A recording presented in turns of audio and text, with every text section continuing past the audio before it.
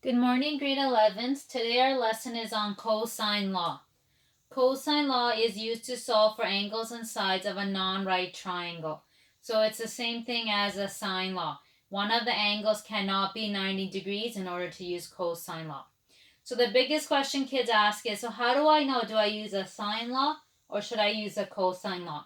The main thing you need to know is, you have to look for is, you use the cosine law when there is no angle side pairing. So if an angle and the corresponding side is not given, that's when you use a cosine law. Cosine law is a little bit tricky mathematically compared to the sine law. Most kids do like the sine law better. So that's your triangle.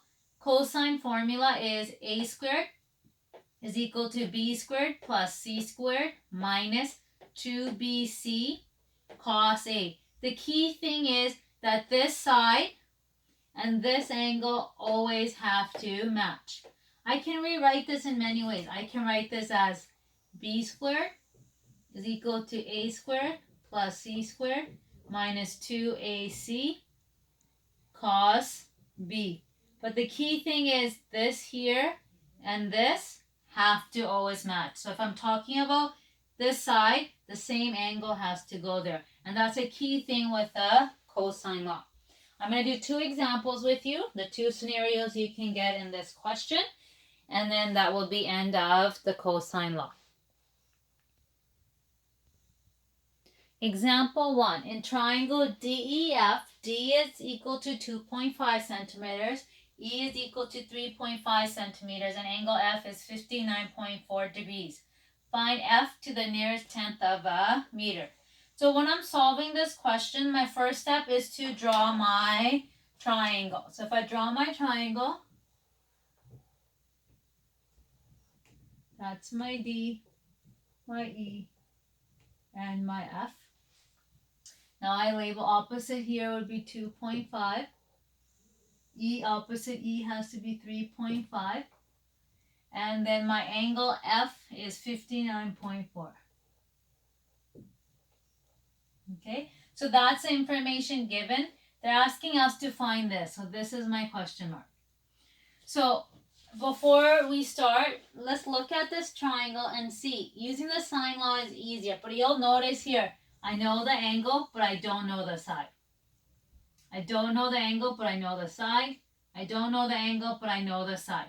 So if you look at here, this particular triangle has no angle side pairing. So we cannot use the sine law. We have to use the cosine law. To set up our cosine law, I'm looking for side F. So I know it's going to be F squared is equal to, and D and E doesn't matter how we write it, D squared plus E squared minus 2DE and then cos F. Okay? F squared is equal to, now let's plug in the information I know. I know my D is 2.5 squared plus my E is 3.5 squared minus 2 times 2.5 times 3.5 times cos, and it was 59.4. So now all I did was I plugged in all my numbers. I always tell the kids to do this in two parts. I would solve this first in my calculator, and then I would solve this second. So I become F squared is equal to 2.5 squared plus 3.5 squared gives me 18.5 minus, and sometimes I even take an extra step. I'm just going to multiply this together first. If I multiply 2 times 2.5 times 3.5, that gives me 17.5 cos 59.4. Then F squared is equal to 18.5 minus, I multiply all this together now. And if I multiply that all together, I get 8.9. Then I subtract. F squared is equal to 18.5 minus 8.9, which is 9.6. But I don't want F squared, I want F. So I have to take the square root, and I have to take the square root. So my F is equal to, into one decimal place, 3.1 centimeters. So this is one scenario you can get where you are given two sides and one angle, but there is no side angle pairing. Example 2. This is the second scenario you can have.